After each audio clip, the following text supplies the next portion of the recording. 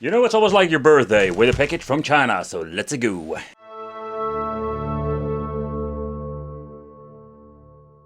In today's video we are going to talk about the Battletron mechanical keyboard, or in other words, it's just a cheap mechanical keyboard. What are we going to get? But before we're going any further with the review, I just want to do a quick point out that I also have a Dutch channel. So are you from the Netherlands or Belgium, for example? I also have a Dutch channel, so if you want to see the review in the Dutch language, that is also possible. I'll leave a link over here.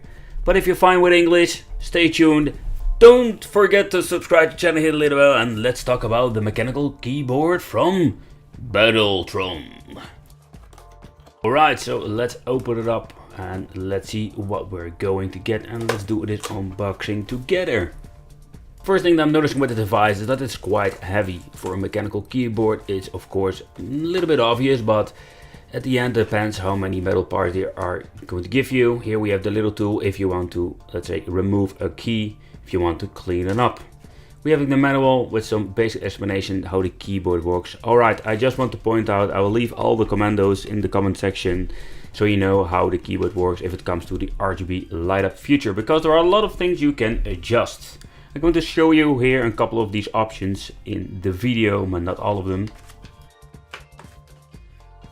Alright, so let's talk about the keyboard itself. It weighs quite heavy, and that is something I really like about it. Alright, so at the back we are going to find a little sticker. We're having the rubbery feet, so it's not sliding on your desk. We're having here two little feet. That feels quite sturdy. Still a little bit cheapo, but a little bit better than the previous model of keyboards I've reviewed. And 1.5 meter woven cable is also in red if you want to, but you need to ask in the store itself or order the right color. So this tool you need always keep it close, because you need it sometimes for just simply removing a key.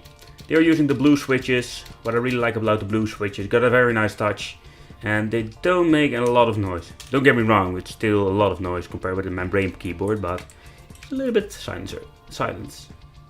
As you can see over here, if you need to remove the key, you can. If you can reach it very easy, you don't need the tool, of course, but it's just convenient.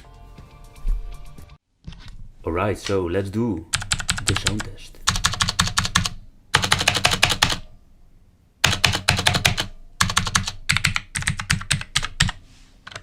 That is what we call pure satisfaction. Mechanical keyboard.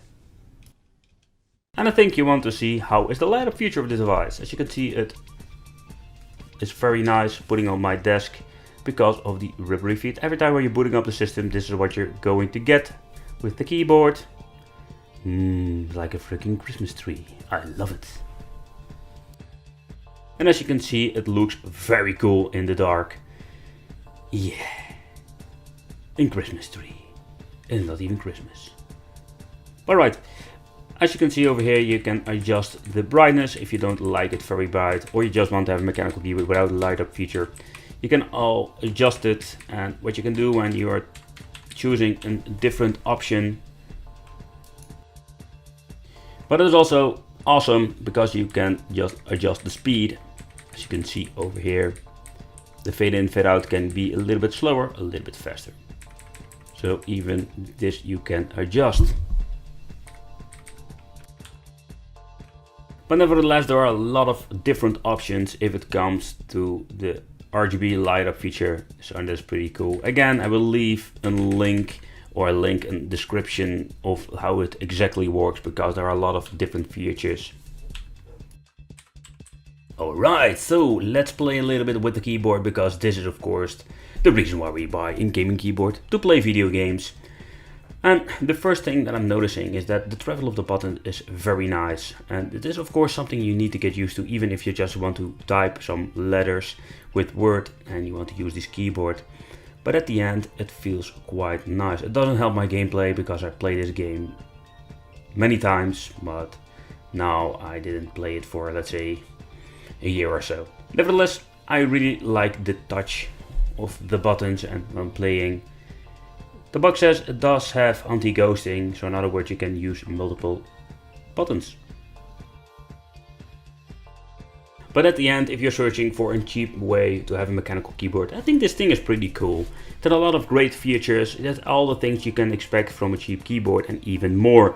Because you're paying around 25 euro for a mechanical keyboard. If you go to the store here and I want to have let's say a familiar brand, at least I need to spend, let's say 100 up to 150 euro for a keyboard. And the comparison, I think if you compare it with a high quality keyboard, there will be some differences. But again, here it comes, what I'm always saying, for the money people, we just can't complain. Alright, so that concludes this video and I want to thank you for watching. It's just awesome that you tuned in. And if you have any questions, leave it in the comments. And I hope in the next Battletron, they will give you this wrist palm support. I really like this. I'm just missing it out with this keyboard. That's the only thing I can complain of. And I will see you in the next video.